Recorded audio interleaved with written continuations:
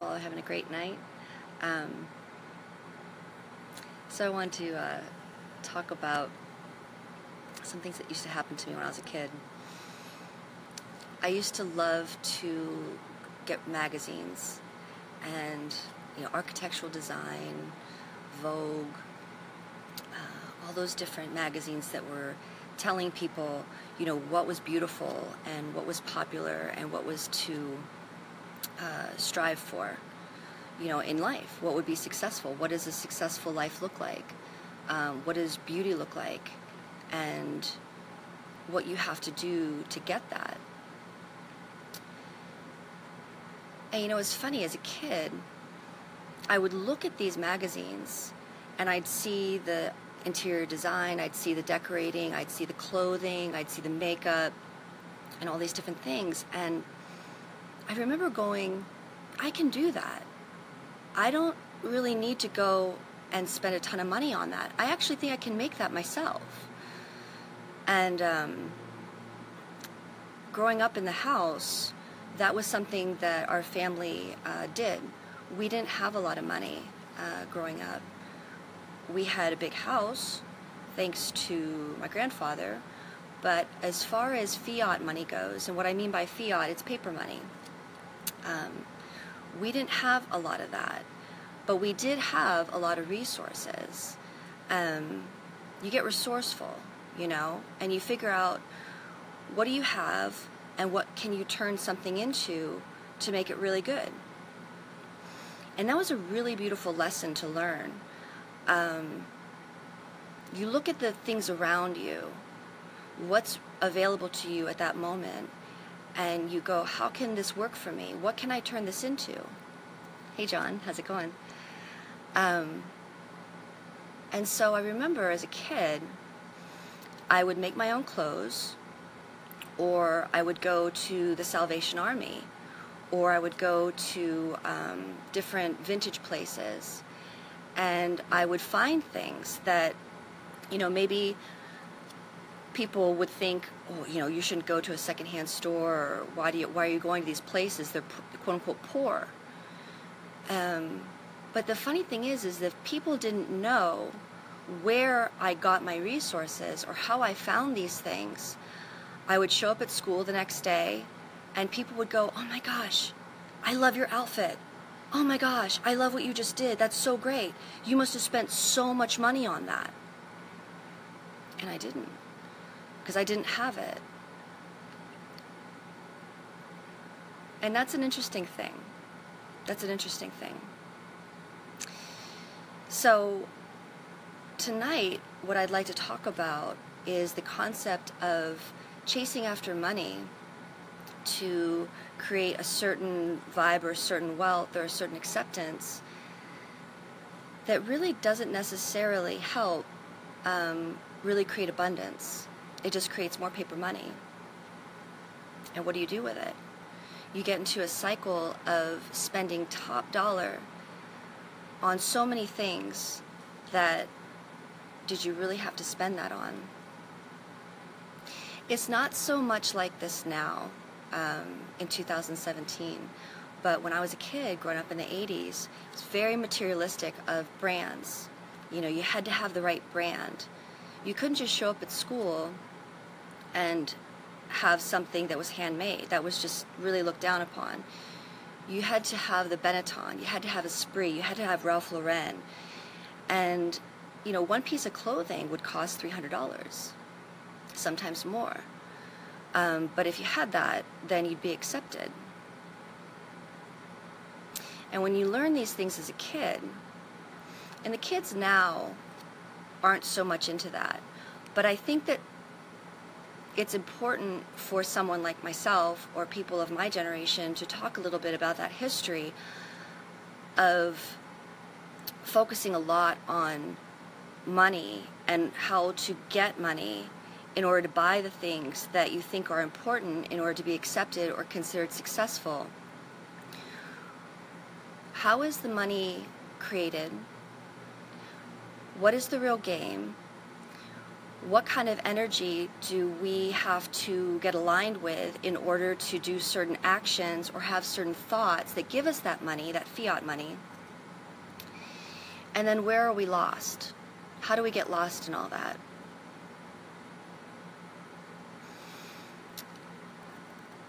My dad loved cars. He loved cars. And he never had a lot of money. But he had joy in what he did. And he did it well. But it seemed to be never enough for the kind of materialistic lifestyle that our community was always pushing to be successful.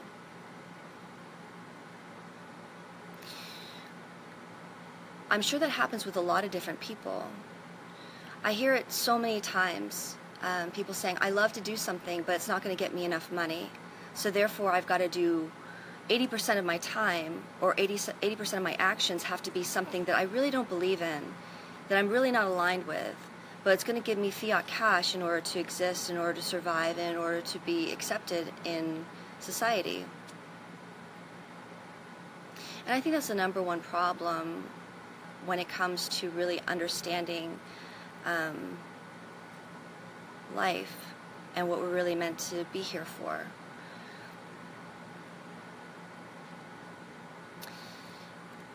For myself, just a little background, if you haven't known me since 1999,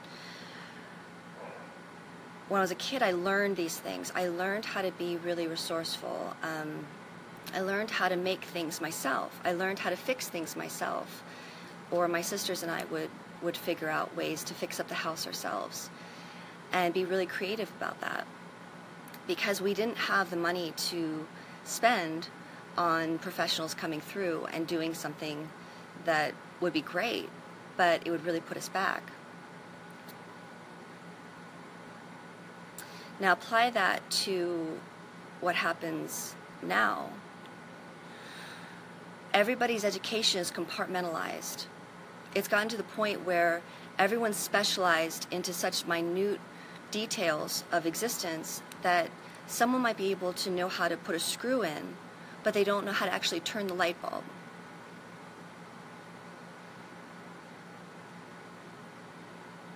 So they have to hire all kinds of people to do all these other different things. And where does the money come from? Well, with fiat money, it's not based on a system of there's a set amount of money and it holds a value. It's created out of nothing. And whoever is in charge of the fiat money can constantly create more and more and more out of nowhere. Well, how is that possible? Well, the fiat money is based on debt, future debt. The energy of people making up for creating that money.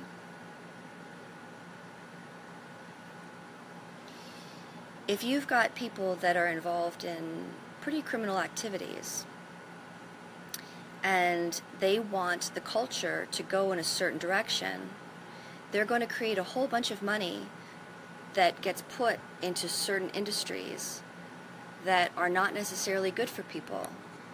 And we can feel it now.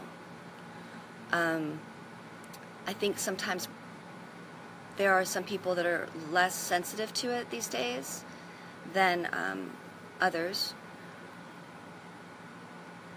But the three most important industries right now of where money's going: war, derivatives of war, organ trafficking, sex trafficking, prostitution, biotech, computer dark web. That's where the big, big money is. And everything else gets trickled down. You don't see people valuing handmade things anymore, especially in America. The idea of using your own mind, your own imagination, and your own two hands to create something really beautiful is not really valued. people go, oh, that's sweet. That's really cute that you made that outfit. Or that's really cute that you made that necklace. But they go to Target and they spend a whole bunch of money there instead of actually buying the handmade pieces. Why is that? And when people are looking for a profession in this world, I had a really interesting conversation with 3 young boys last night up at the park. They were, hey Jordan, what's up? Hey Jackie. So, I was set up at the park, and these 3 young boys pulled up on their bikes. They're probably like 20 years old, African-American boys, really cool. And they were just interested. They stopped and they're like, hey, what's going on here? This art's cool. What's happening? And we got to talking a little bit, and they said, did you go to school for this? And I said, well, that's a really interesting question. I said, I've been doing what I do, and drawing and painting and creating things since I was a little kid. And I did go to school. But I didn't have to have school be what taught me exactly my voice and what you see here. And he says, well, have you learned anything, are you using anything from school that you're doing now? I said, well, the thing is that I knew at the time that supposedly a college education gives someone credibility because everyone believes in it. Everyone believes in this idea of higher education. It costs a lot of money, doesn't it? It never guarantees any real success. It doesn't. If somebody is really passionate about what they're about, they're going to learn it anyway. And they're going to be 10 times more interested and learn so many more things than the average person that goes to college that goes, well, I guess I have to go to college for some reason, and I'll pick a major that seems to be successful, and as soon as I get that degree, that gives me entitlement to go, now I deserve a really great job, and I'll be fine the rest of my life. And unfortunately, that's what the education system teaches people, but that's not really true. The most successful people in the world, they already know what they love to do. They already have this imagination, they have this dream, they have this passion for something in this world. And they don't have to have the incentive of a teacher or sometimes the teachers don't even have the bigger imagination that some of the students have. So how can the teacher really teach the true vision?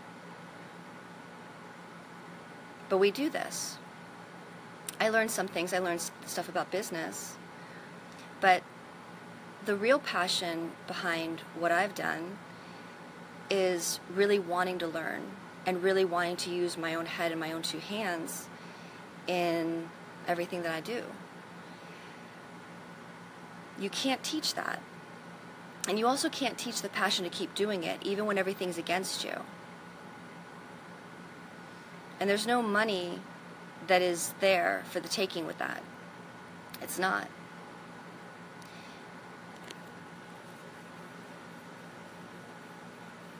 So they said, is it a scam? And I said, yeah. I think college education is a scam. It is a scam. It's a moneymaker.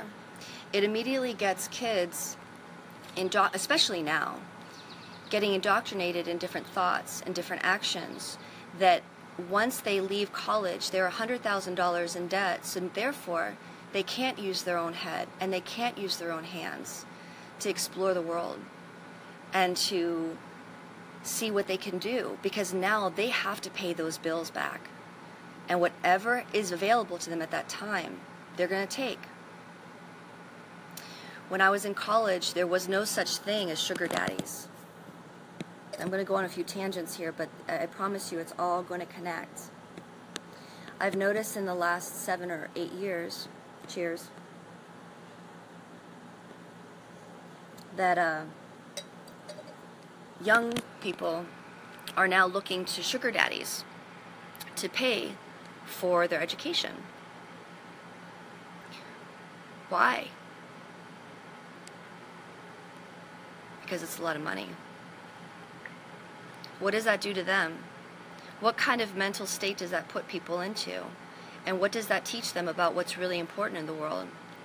Their bodies, their physical attributes, their sexuality is the highest amount of economy. Why is that?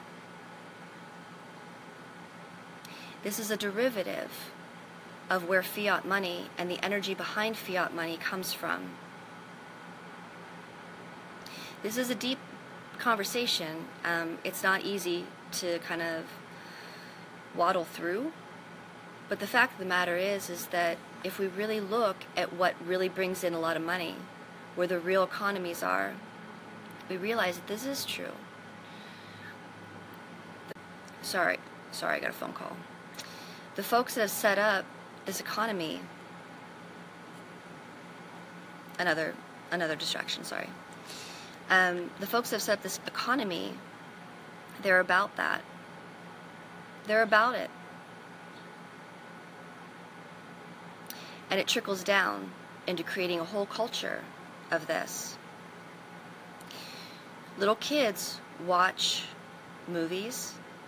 They listen to their stars, they listen to their heroes, and they go on the surface, I want to have as much money as Beyonce. I want to look like Beyonce.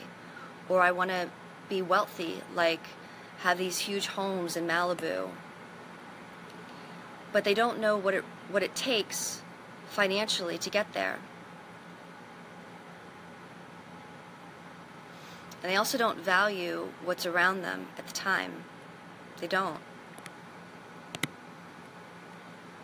And when you start looking outside yourself for value, you get played a lot. So here's some of the ways it gets played. Number one, you don't trust your own gut. You don't make your own clothes because you're afraid that kids are going to tease you because it's different from what's being sold. It's not a brand. It's not a cool, popular brand. So you lose that talent of yourself, of self-expression. You start thinking like other people, because if you think differently, then it might not be acceptable, and it's not going to make a whole bunch of money, and you might get ostracized. So that's not going to work either. You go into college, and whatever college at the time, and it's interesting because college has changed their majors so many different times into so many different philosophies of what's important at the moment, but it's always to the degradation of humanity. And I'm just going to be straight. Sciences, it's to the point where they're basically telling, I read an article today that somebody posted on Facebook, and they said, you know what, this is the stuff that the government's not going to tell you. The only way to stop your carbon print is to have less kids. The next thing they're going to tell you is just be dead. Just die. I mean, seriously. You know? Is this what we're teaching kids? It's the complete opposite.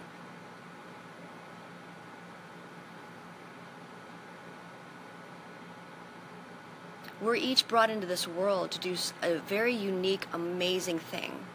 Each person. Does fiat money value that? No. It turns everybody into survival mode, and we get fearful. One thing I've been noticing with the kids that are coming out of school now is that there's this self-hatred and also this fear of not being able to speak their own mind, truly, and not really being able to truly be themselves. Because if they're not, they won't be accepted by the economy. They won't be accepted by the culture. They won't be accepted by society. They might not get the job. And what happens to their credit? They will be completely ostracized. Is that freedom? No. Is that the kind of world that we want to be in? It's not the world I want to be in. I love seeing individual people doing their own thing and creating something out of nothing, because that's really possible. I've learned that many times in my life, of knowing how to find something that everyone's discarded and picking it up and reintroducing it with value and saying, this is important, this is good. And it is. I guess that's why I've never really gotten into the brands. I've never really gotten into that thing. Because here's how fiat money and the push of it creates poverty.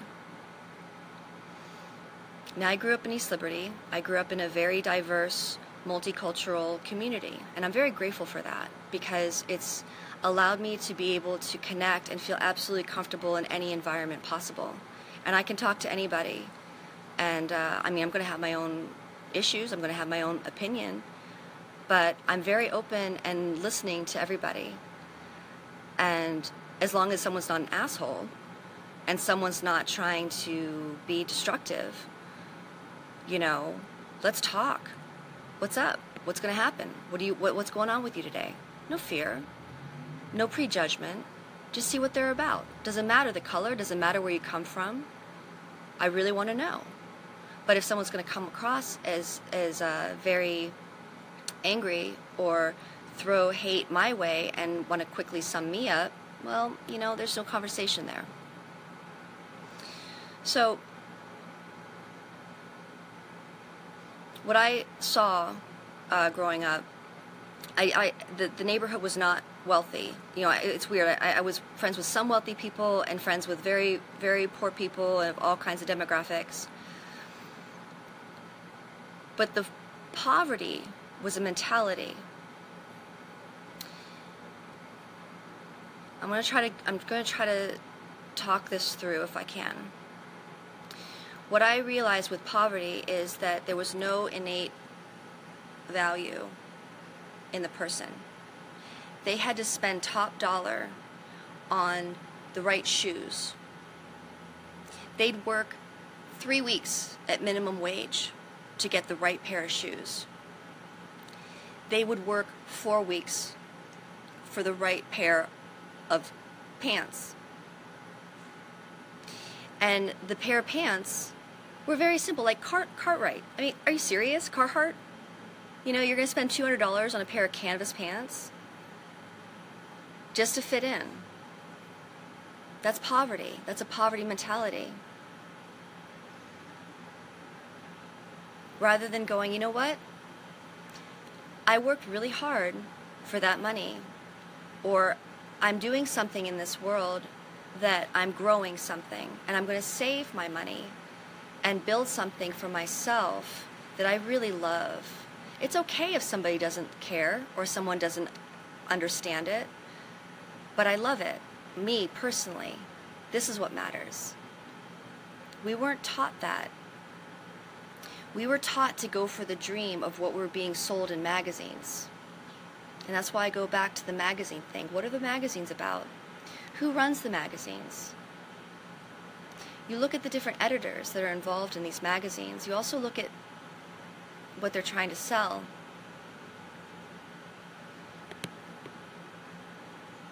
And you start realizing that poverty is believing that their reality is more important than what your imagination is.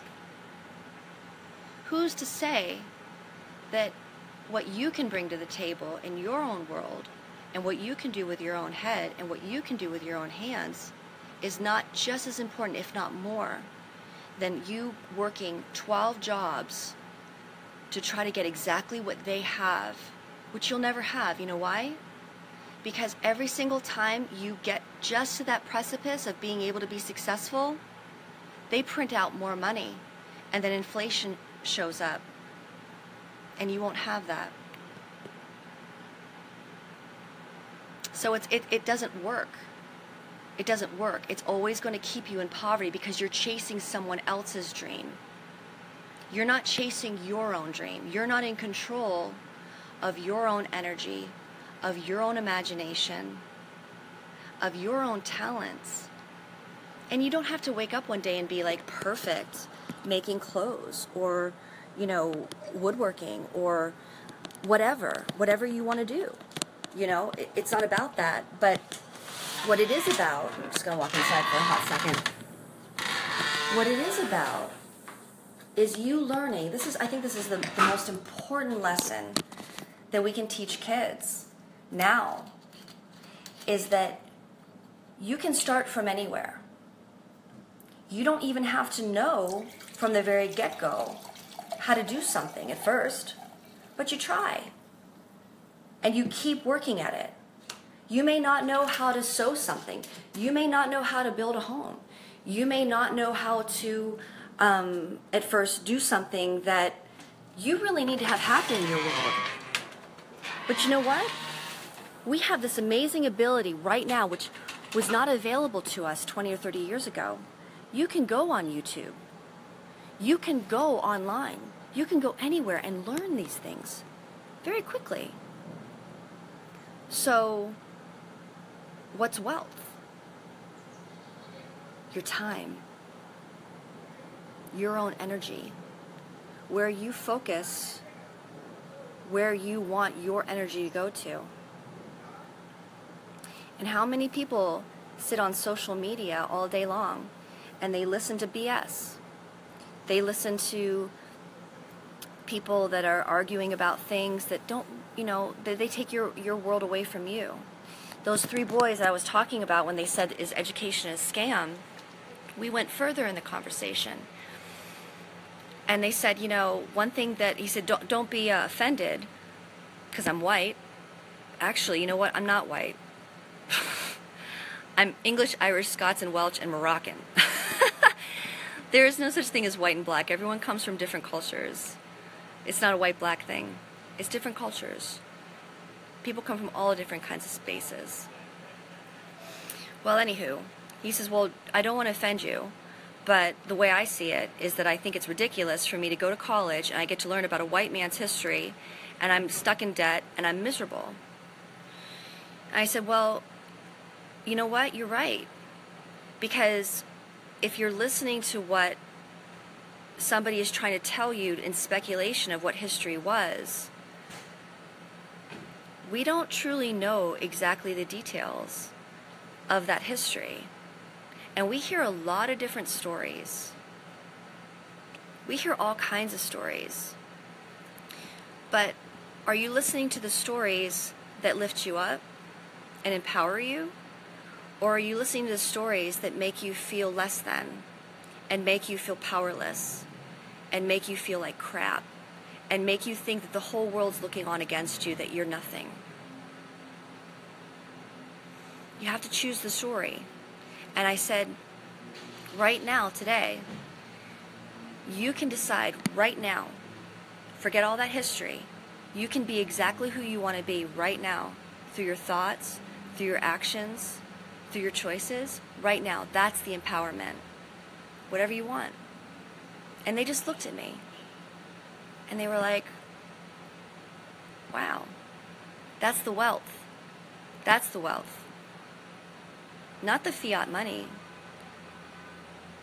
It's choosing to do your thing and hone in your own ideas and your imagination. And whatever comes up in your best imagination, you can create. And I've lived it. So let's go back to 1999. I believed these things, but I was in doubt. I was very young, and a lot of the people that I was around at the time didn't believe in what I was about. All right, I'm going to have to go inside for a minute and charge up. Or maybe I'll just grab the charger. And, hey, Gabby, what's up? Hey, Larry. So, 1999, young kid, had some idealism. But all the people around me were constantly instilling fear in me, in my abilities, and my vision of what I could possibly do in this world. And they said, you've got to get this other job. You've got to do these things. You have to be practical. This is reality. Well, I listened to them. But here's the thing, guys, and this is what I learned. I made a whole bunch of money. I was very successful. I had 2 homes, 5 cars, not all at the same time. I'm not that greedy. But I did have that. Sorry, I'm bending over right now because I'm trying to get my charger all charged up so that I do not lose power. But the point of the matter is, I went along with the game for a while. I did. But you know what? I was in real estate in DC right before the crash, and I saw the crash happening. I saw it years before. You know why? Because this is what was going on. Cheers.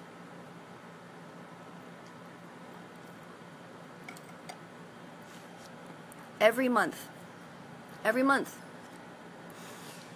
the prices of the homes, because we were doing homes to build.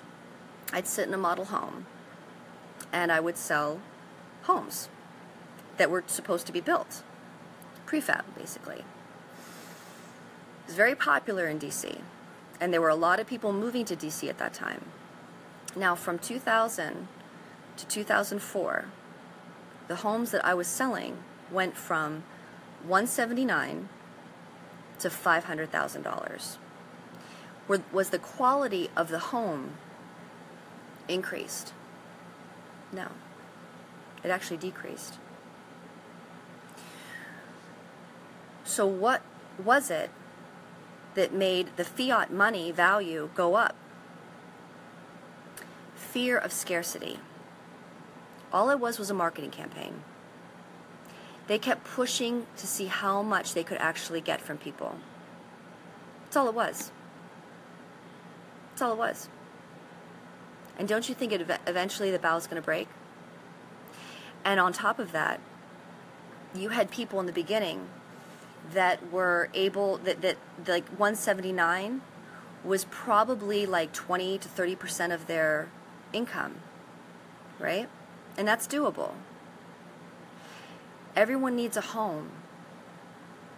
Everyone, if you're working and you're doing great, that's one of the most beautiful things about America is you can have your own private property and have that privacy and do whatever you want with it. It's beautiful. But if you make it so expensive that by the end of it, by the time I left that scenario in 2004, there were people that were willing to spend 50 to 60% of their income just on their home. And I would turn them away. Other realtors wouldn't. But I would, because they would be done. They'd be done.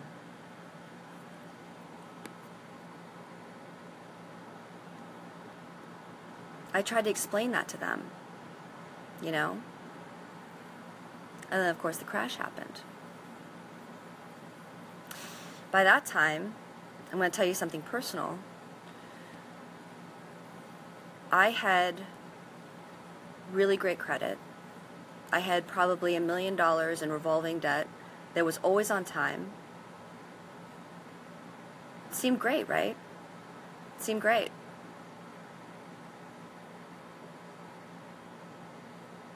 Something wasn't right. Everything in my world, it just wasn't right. It didn't feel right. I was not doing what I knew I was meant to do in this life. And I knew there was more value in that than what I had been spending so much of my own time doing to make money. And I also noticed that no matter how much money I made, there were more and more bills. There were more and more problems. There were more and more compromises to my own conscience. And I tried to navigate the best I could. But you finally just put your hands up and you go, well, at least for me. And I went, you know, my time and my imagination of what I really feel I need to do in this world meant more to me more to me than all of that. So I left all of that. Sold the cars, sold the home, did all that. And I was very vocal at the time, too. This was 2006, 2007. I was very vocal at the time with the banks. And I was telling them they were full of crap and what they were doing. They didn't like that. And the more and more I was doing my own thing, I want to share something with you because this is important. I've been in and out of whether or not I was going to share this or not because it is what it is, but I think it's important, especially now.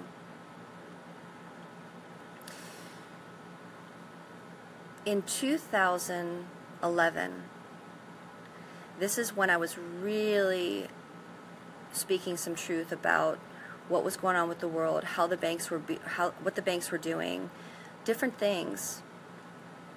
I pulled up my credit one day. You know what happened? They completely erased everything that was my good credit. Everything.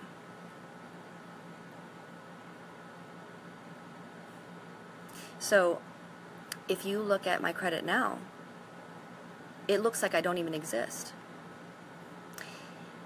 They've held on to one student loan that I had from 1996.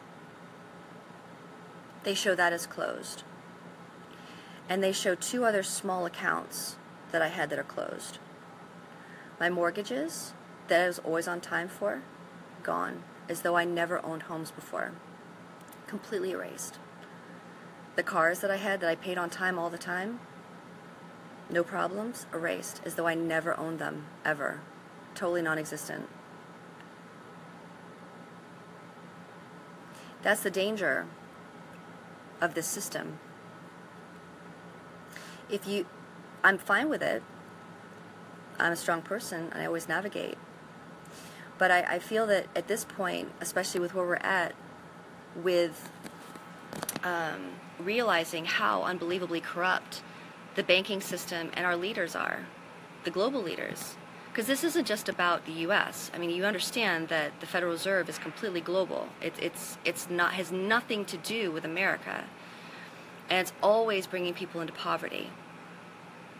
It's important to talk about these things, and some people might want to gossip about it and turn it into something it's not. But I'm sharing this out of truth, so that other people can understand the game. If we keep believing in fiat money, that not only is always getting thrown into however much they want to make, however much they want to put into the universe, and it goes into certain industries that destroy people. It goes into war. It goes into biotech that wants to turn people into robots. Look it up. You want to be like that? You want to have a microchip every time you go into work? It's happening right now. You want to have a job where they tell you the only way you're going to get hired and you're going to be able to survive and exist is you have a microchip in your system? You want that? And do you really think that something's not going to get uploaded into you? Come on now. Do you want to have a world that if you don't go along with the game, you get erased? We're at a precipice right now that all of that can change, and the fiat money can come down. Bitcoin, I'm still learning a lot about Bitcoin. I don't know if it's completely dark web, if it's truly good or what. I don't know. But I do know that right now, Goldman Sachs, all these different entities,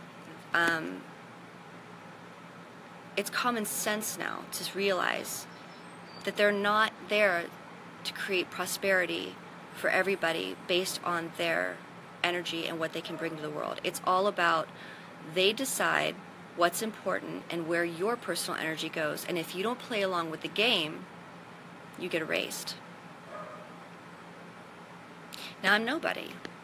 I'm just an artist. I'm just somebody that personally, I choose my actions based on my conscience, and I say things that I believe in, and I do things that I believe in, and I avoid things no matter how much the sacrifice is to avoid those things.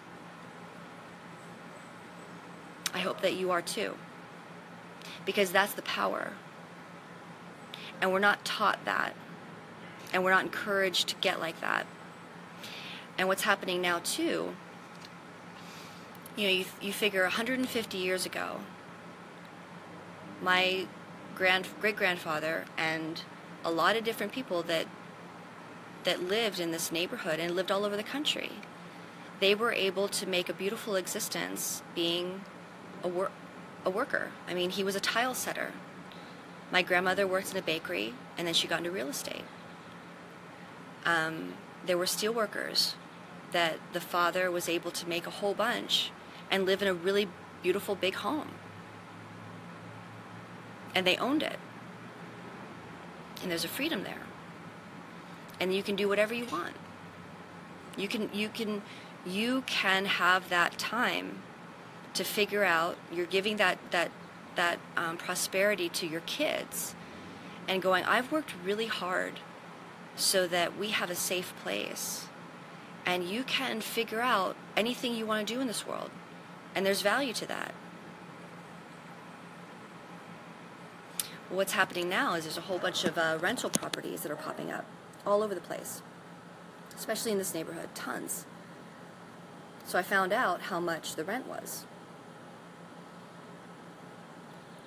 $2,500 a month. $2,500 a month for rent. Rent. That's poverty.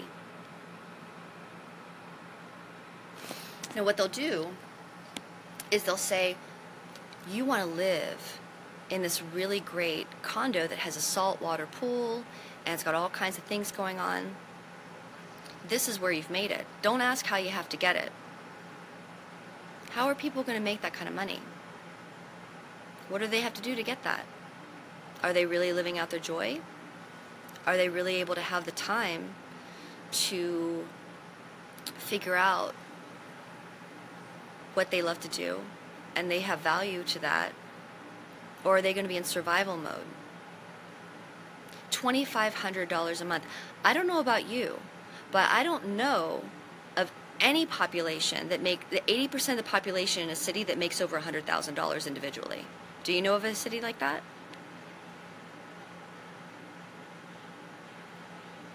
So what happens? You start compromising. You start doing things that you wouldn't otherwise do. You take jobs and you go along with their program no matter how much it's against your own conscience, because you have to survive.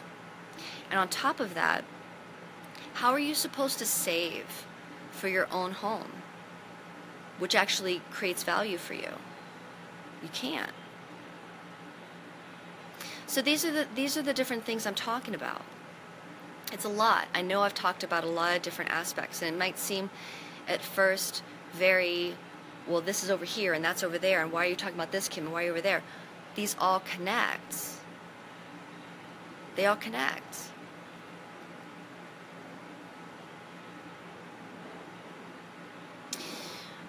When I started doing a lot of research on what was happening in the world, people would get pissed off at me.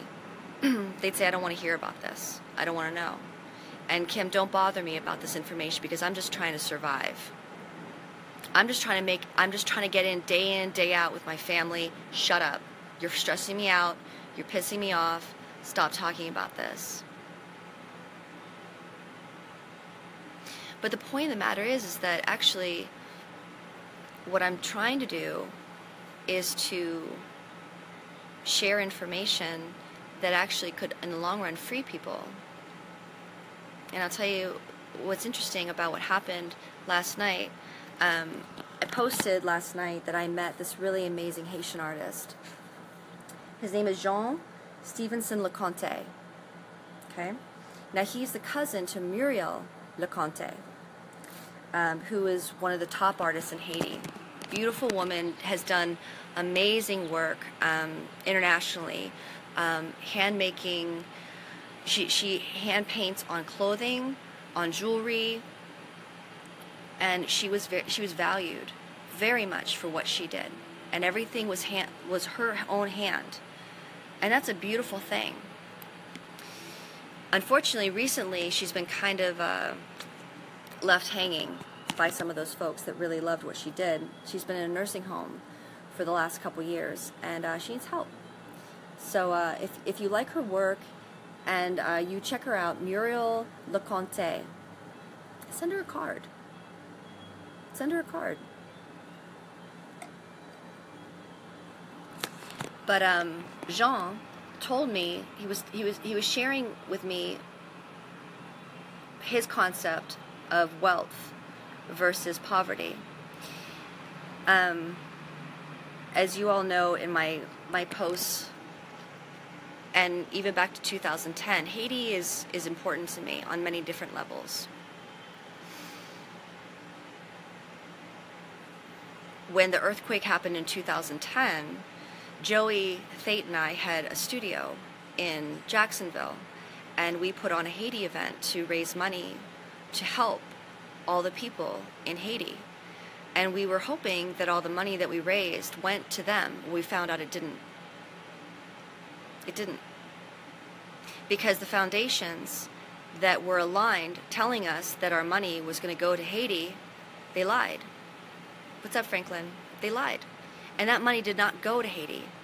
It went to the foundations, where they money laundered things into things that we were absolutely not about. And I found out that the foundations were actually fronts for human trafficking.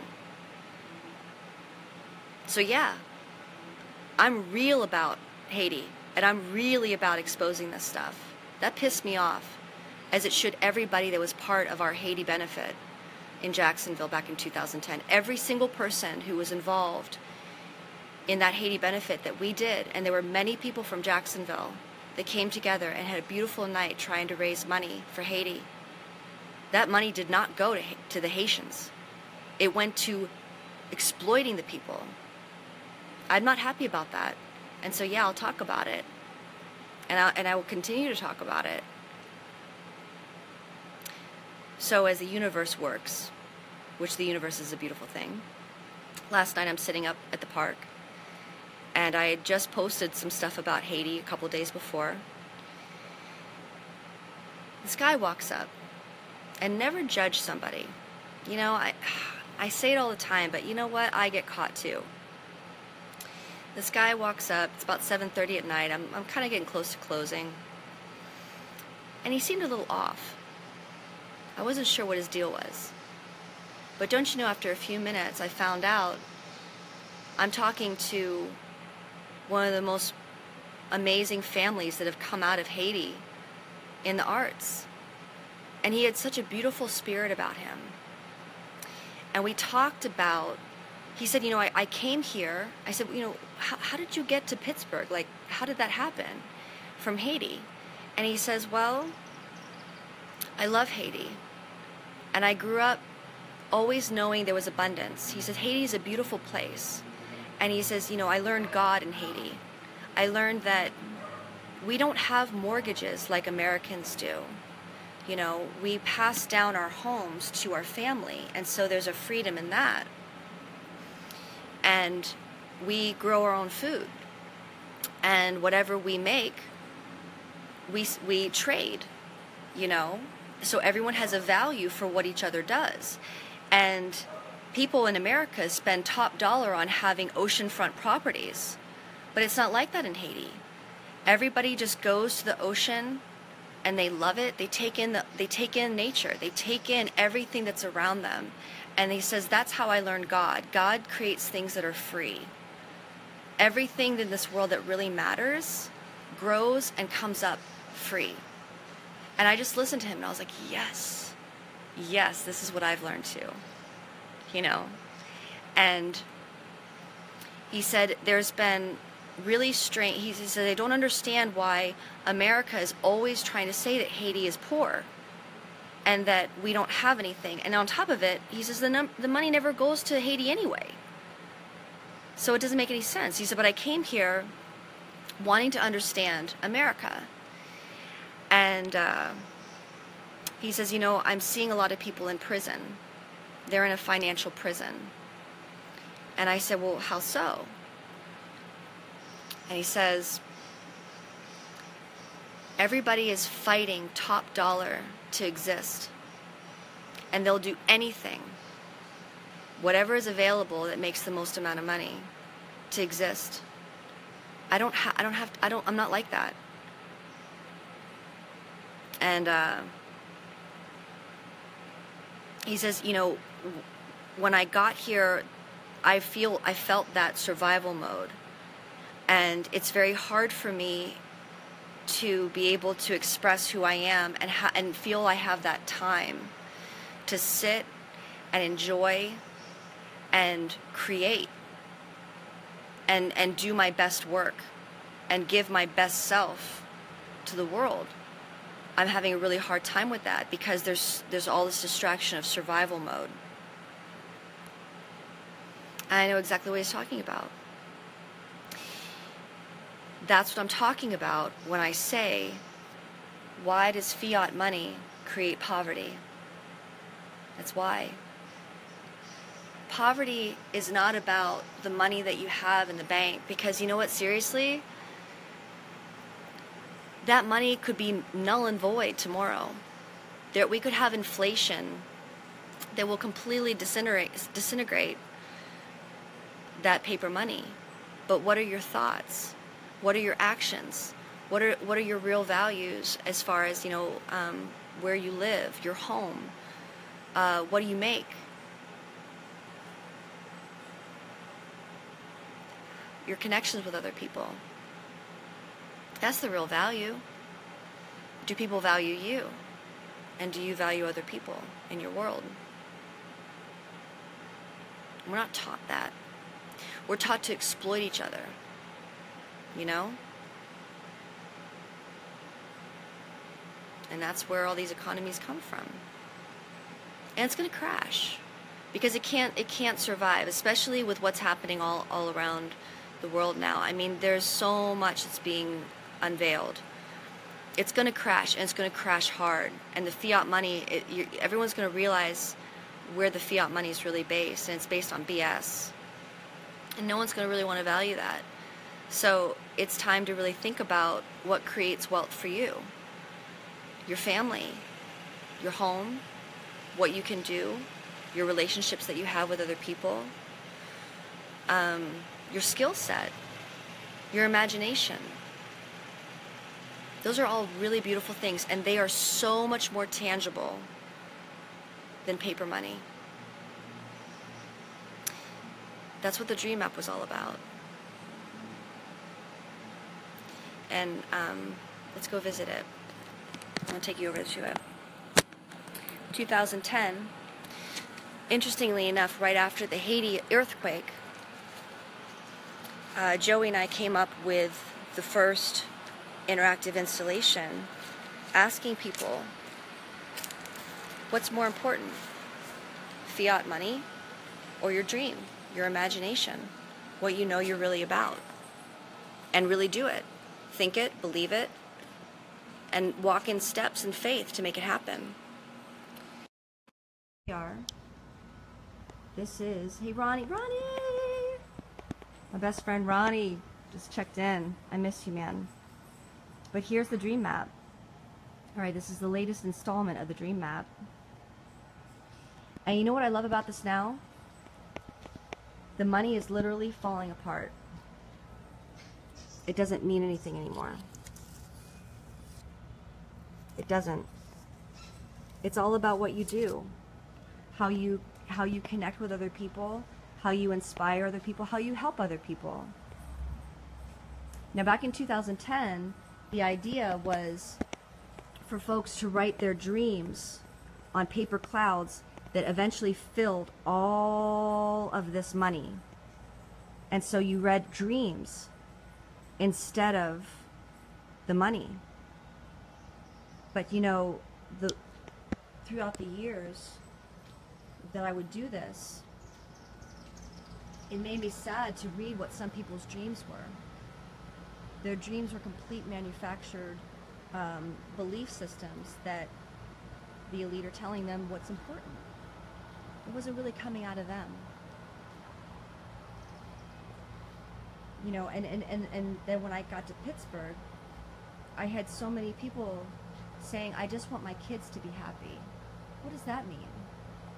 Well, your kids aren't going to know happiness unless you're doing it yourself. You're the the inspiration. That's like trying to say, like, I smack my kids, but I don't want the kids to smack other people.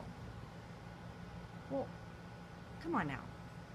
If you're not living your own truth and your own belief and you're loving it and you're the example, how the heck are your kids going to even understand the reality of knowing that they have the ability to just, out of their own minds, create happiness through what they do? They're not going to understand that. They're not going to understand it. Jean brought up a really great, and I'm going to do an interview with Jean next week.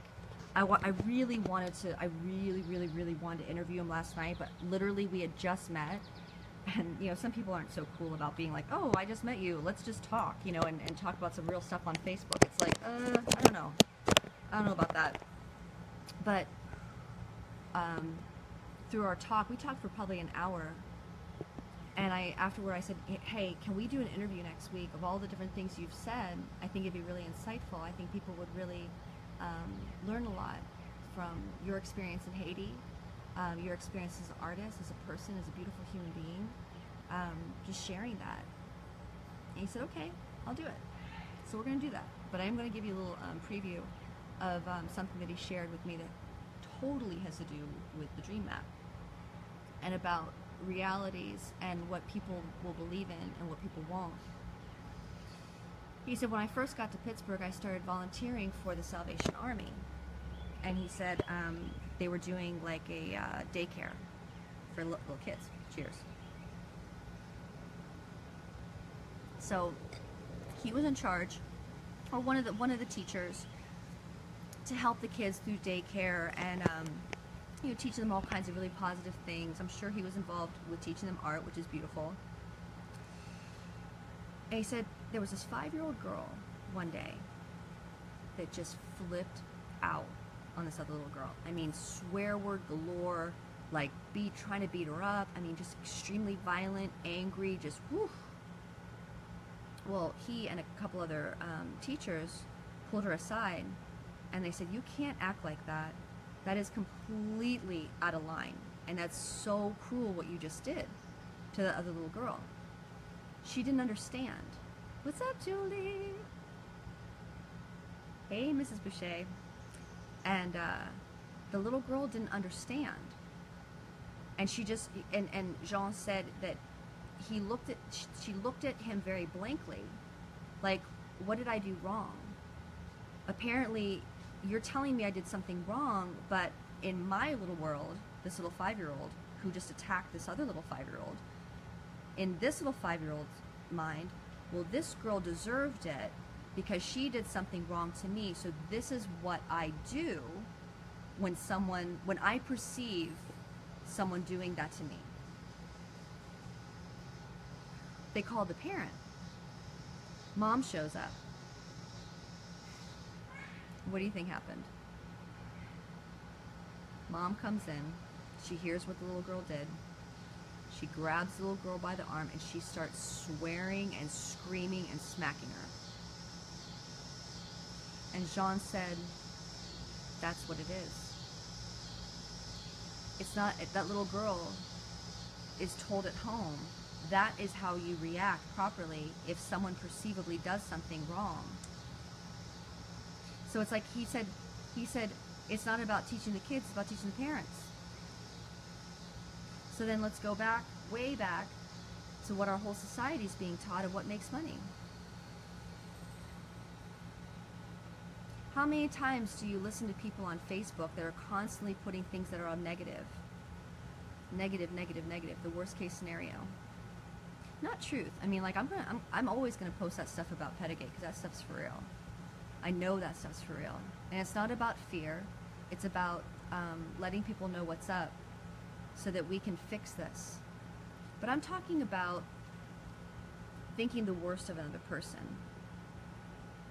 and just always being super duper negative and hateful, randomly hateful. Or do we believe when someone says something's really beautiful? Do you believe When someone gives you a compliment, do you get upset or are you thankful? And when you're at your job, do you feel like you're really bringing some joy to the world? Or do you feel like deep down you're doing this for money and it's a total bunch of BS?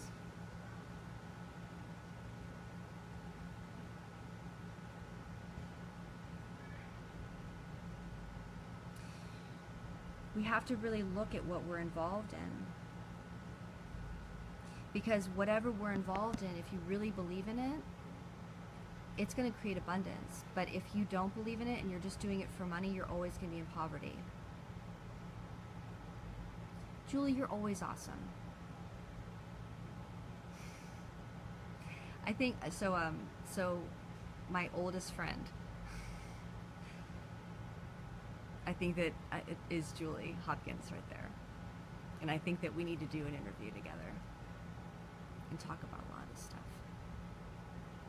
I've known her since I was 2. And we've gone through a lot together. And, you know, this is important that we talk about these things, because it's funny when you get wrapped up in putting your energy with other people, what they expect you to be, it's poverty. But when you trust your own gut and you trust your skills and you hone in onto what you're really supposed to be in this world, that is the biggest wealth you could possibly imagine. And it also gives you the time to really enjoy what is the most important in your life.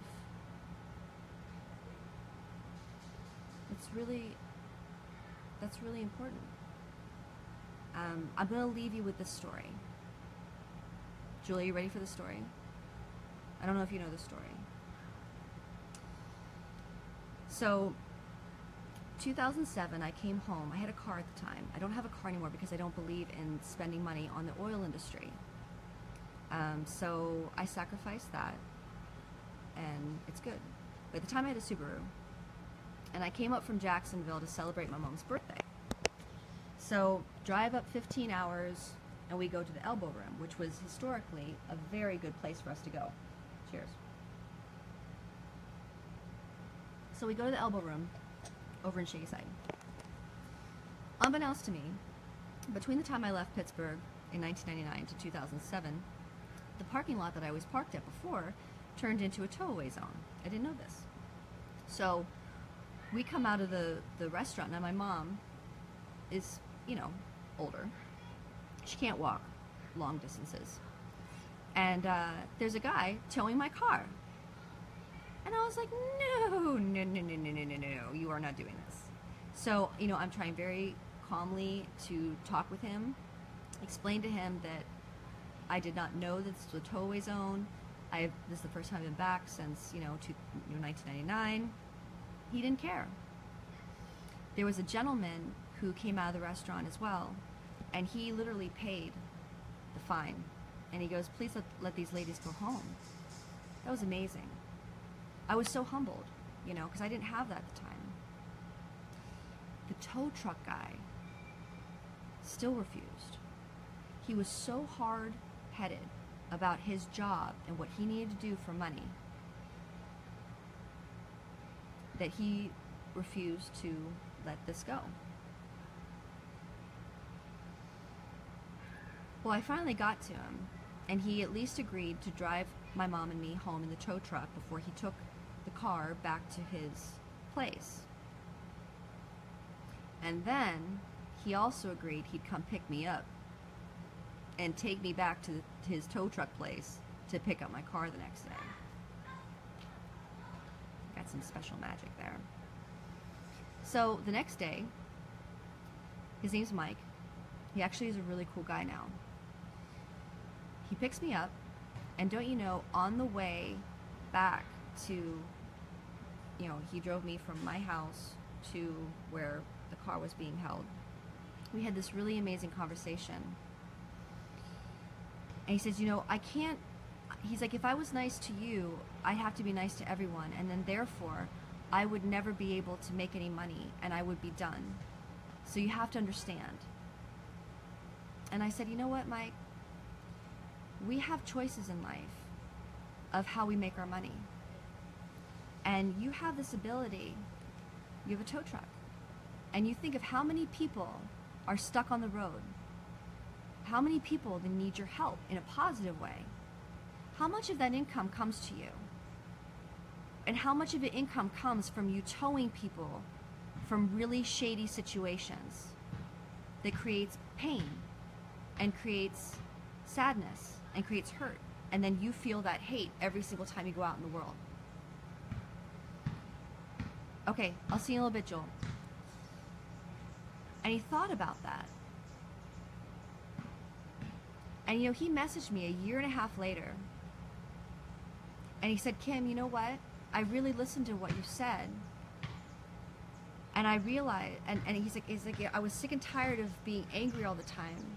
But I realized that my anger and my hate came from the fact that what I was doing was making money off of constantly creating hateful situations and bad situations. And I've stopped towing people for those situations, and I've actually focused more on towing people that are in need. And he's like, not only do I feel better and that I'm a happier person, but my business has quadrupled. Think about that.